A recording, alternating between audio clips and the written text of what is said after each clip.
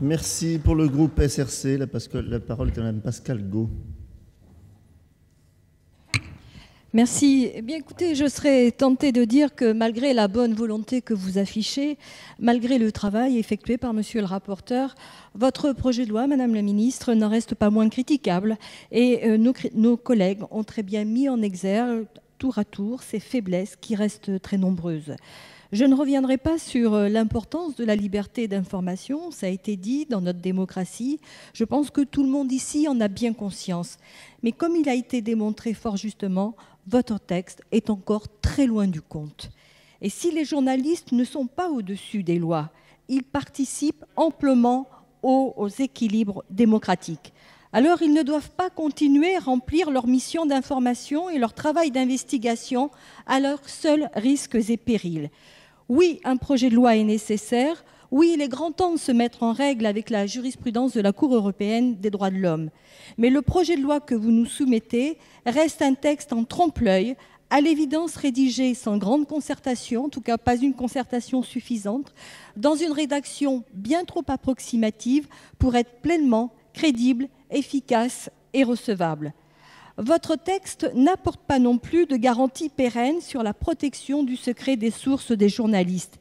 Ainsi, malgré les apparences, vous continuez de brider leur mission d'information.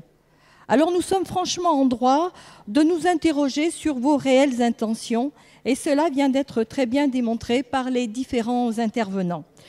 Je ne souhaite pas revenir trop longtemps sur les propos critiques et juste, n'en déplaise à monsieur Lefebvre qui vient de nous être tenu, mais tout de même quelques remarques. Le texte tel qu'il nous est présenté n'assure qu'une protection relative des sources et ouvre encore toutes les dérives potentielles.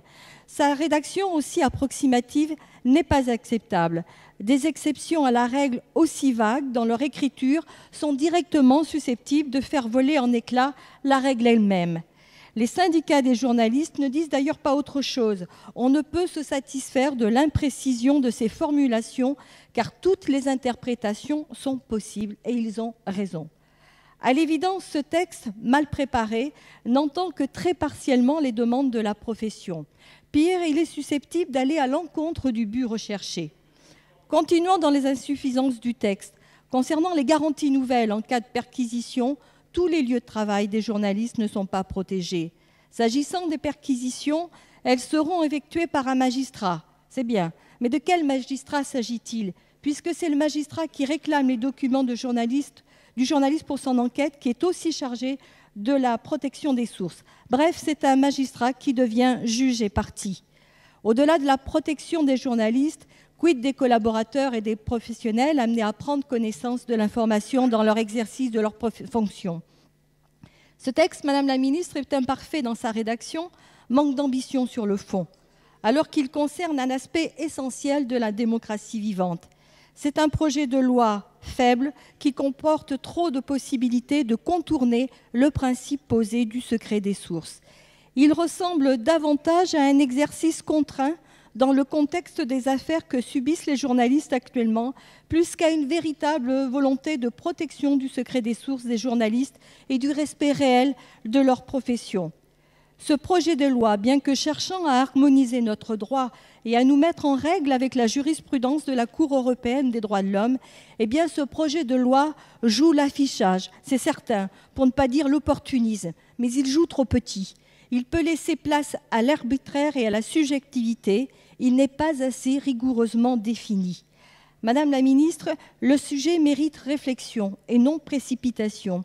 Et les améliorations apportées en commission ne suffisent pas. Aussi, au nom du groupe socialiste et pour toutes les raisons évoquées par monsieur Mamère précédemment, nous voterons la question préalable que vient de présenter le groupe GDR. Merci.